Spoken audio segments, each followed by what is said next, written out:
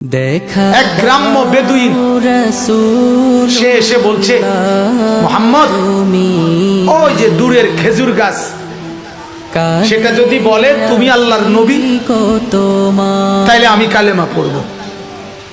হে মনে করছে একটা কই না, কত জনে তো কত না কয়। আল্লাহ নবী সাল্লাল্লাহু আলাইহি ওয়াসাল্লাম বললেন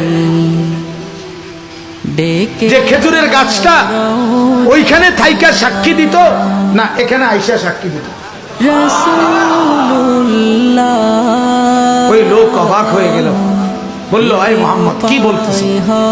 তো আল্লাহ নবী বললেন, তুমি গিয়ে বলো, আইয়াতুহান নাখলা ইন্না মুহাম্মাদান ইয়াদউকা, হে খেজুরের গাছ, মুহাম্মদ তোমাকে ডাকতেছে, তুমি গিয়ে কও। লোকটা বলল, আল্লাহ নবী সাল্লাল্লাহু আলাইহি সাল্লামের নাম সাআতিশ শাজার, কিতাবের মধ্যে আছে। মানুষের বাচ্চা যেভাবে হাঁটে, খেজুরের গাছ এভাবে হাইটা আল্লাহ নবীর সামনে আয়েশা বলছে, আমি সাক্ষ্য দিচ্ছি আপনি মুহাম্মদ আল্লাহর রাসূল। ওই লোক কালেমা পড়ে মুসলমান।